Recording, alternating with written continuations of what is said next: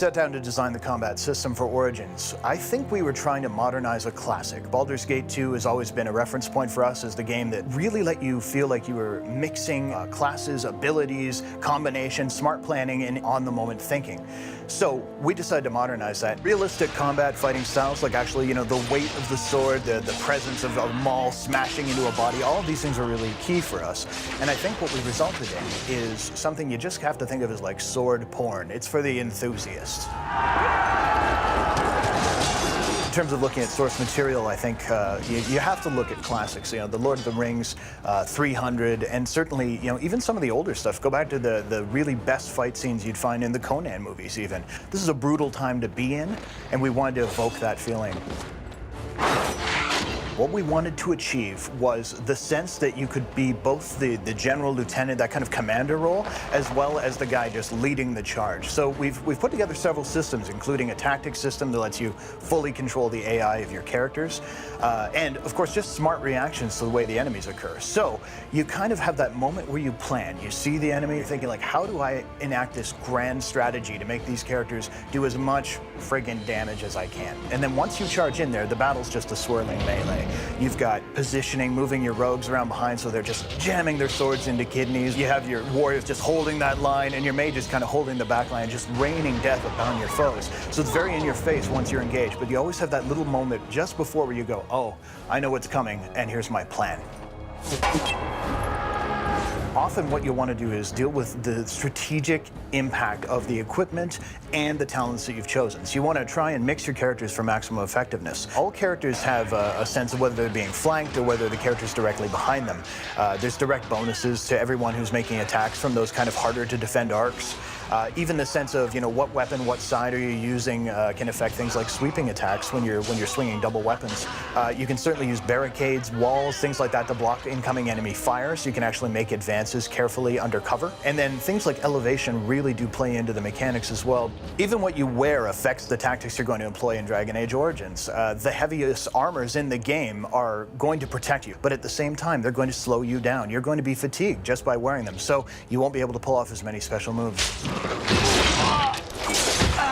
Finishing moves are the way that we've managed to basically imply that the combat has a momentum. Finishing move is this awesome visceral moment where it's, you know, sword through the chest, boom, off comes his head. You know, smashing a guy with a maul so he goes spinning through the air and lands in front of you. Or possibly killing a really large creature by actually climbing on top of it and jamming your blade in. We had some stunt actors from the movie 300, like doing some cool swings, cool death blow moves. And it's not just about flash. As you wear your opponents down, the game is dynamically adjusting the incidence of these happening. We are essentially rewarding your combat dominance. As your opponents are worn down, their morale's starting to break, and you are just crushing them on the battlefield, you'll notice that your characters are finishing them with far more frequency. More heads come off, more chests are pierced. It's pretty fantastic. Designing combat isn't just about, you know, rules and a couple of animations. It's about the entire experience, as far as I'm concerned. When a player comes out of a combat, what I really want is that sense of tension, and then that release of, man, look at what I just pulled off. That sense of orchestrating something. I don't want to make a game that just softballs and you're like, oh yeah, I killed that guy again. No, I want you to feel challenged and like you were rewarded for playing smart. For me, one of the most exciting parts, I think, will be the war stories. You know, the forum posts, the water coolers. People, even on the team, are already discussing ways they dealt with Boss X. And that's pretty cool and very, very, very rewarding because it feels like the game was one that they played and it was for them.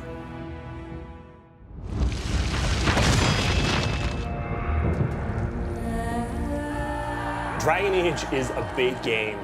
And while that's a great value for the consumer, it's a giant pain in the ass. There was a lot of long nights, there's a lot of hard crunch, but I mean, when you're working on something that you love, you don't really mind so much.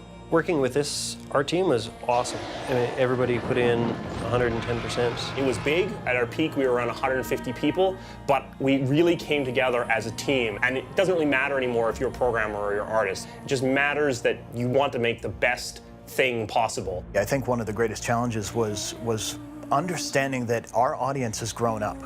The industry as a whole is older. It's not this thing relegated to kids anymore. And understanding that what we almost had was a mandate to make sure that the game had punch. In some ways, we felt like we were out to prove ourselves as not only a team but as a company again. And I don't know, that was something that was very exciting. Dragon Age is a funny game in some respects because it's something that you're not going to understand the breadth of it and the scope of the world until you sit down and you actually find yourself in the middle of it, and then you'll be like, wow, there's so much here. Dragon Age is a universe that has a story that spans thousands of years. Dragon Age Origins takes place over maybe a year, maybe 2 years at most, depending on how exactly you're playing it. So as you can imagine, there's hundreds and hundreds of additional stories to tell in this same space. And I think you're going to see a lot more coming from us soon.